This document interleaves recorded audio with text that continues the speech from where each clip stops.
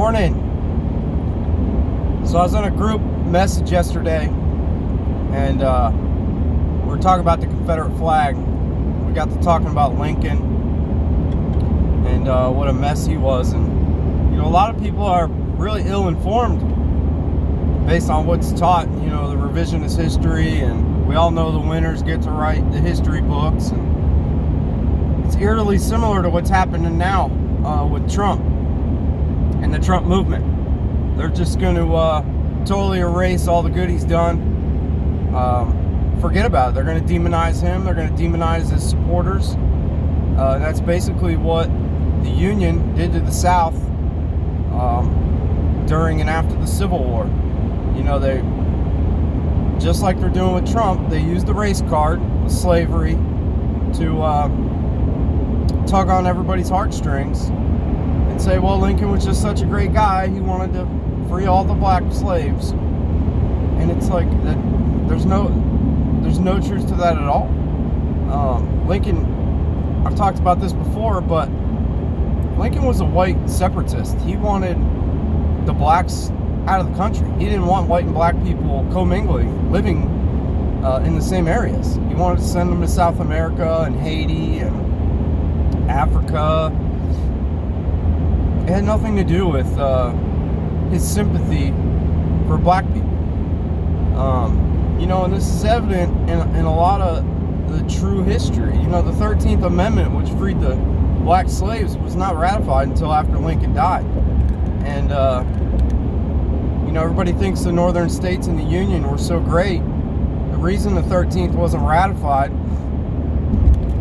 the first go-around is because 5 or 6 Union states voted to keep slaves. So it's really important to get a grasp on true history so you don't get duped by it again.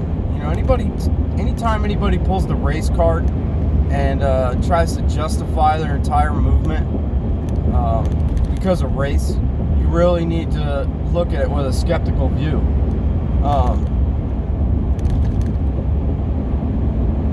So, the 13th Amendment is ratified after Lincoln's death. The true reasons for the Civil War are mostly, or the War of Northern Aggression, as I like to call it, is the taxation of the South. The South was paying anywhere from 70 to 80% of the taxes for the entire country. And the South just wanted to secede. They wanted gone. They wanted a confederation of states, hence the word Confederate, with ultimate state rights and no overreaching federal government. And the Union, they couldn't let the South secede. They couldn't let them get out of the Union because they needed the agriculture of the South. Without the South, the tax money from the South and the agriculture, the Union would have collapsed. And the only reason the North won the Civil War is because they intentionally depleted the southern states leading up to the war.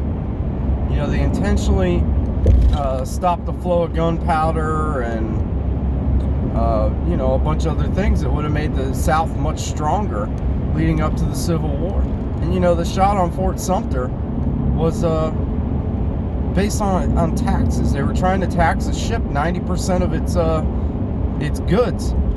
And finally, the Southern fleet finally said they'd had enough of it, and that was it. And then, after the war, Lincoln just started moving west. And the reason there were so many Southern sympathizers in the Union is because Lincoln had zero care for his men. He sent his men on suicide missions. He would send them all the way out west with very little resources, knowing that they would run out of resources and die of starvation or whatever.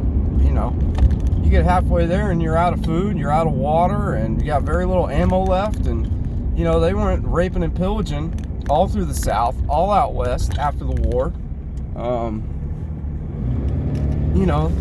They hung Native Americans. They'd find Native Americans and they'd hang them and rape their wives and burn down their villages. And Lincoln was a true tyrant. And he set us on a course to a lot of the problems we have today with tying the big corporations so closely to the government. You know, Lincoln set us on the path of the government picking winners and losers. And we're seeing the ramifications of that now. And the reason we started talking about the Confederate flag is I think I'm going to start flying one. Now, it's a little bit easier for me. I live in a kind of rural part of the South, so the flag is pretty common. And I know it's a hot button issue, and I know it's been, these Nazi groups try and fly it. But, just because the Democrats fly an American flag doesn't mean they get to claim the American flag, right? Or, think of another example. Just because one group flies your flag doesn't mean you got to give it to them. You can easily fly a Confederate flag and say, well, I don't agree with Nazis flying it, okay? So you can't be scared into doing things that you want to do. And the reason I want to fly it is because it's a sign of resistance. It's an ultimate sign of resistance against the Union. So,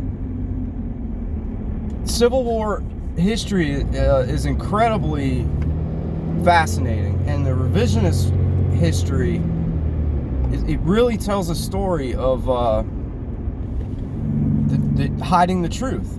And the reason they need to hide the truth is because they have their narrative of it being about race and slavery, and the war had very little to do with race and slavery. And if it did, why were Union states voting to keep slavery?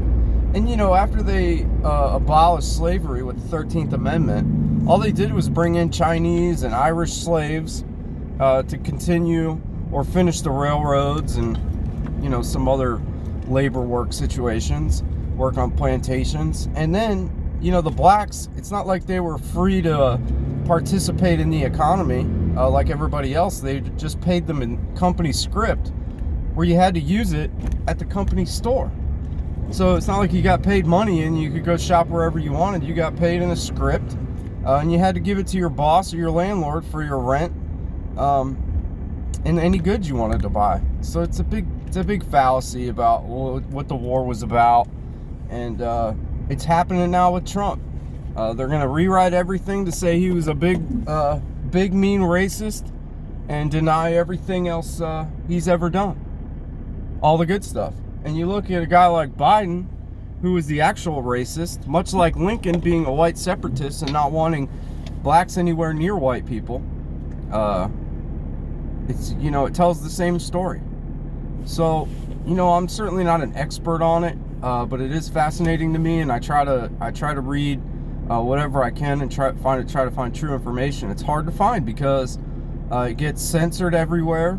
And that's another example of the similarities between now and then, is true information.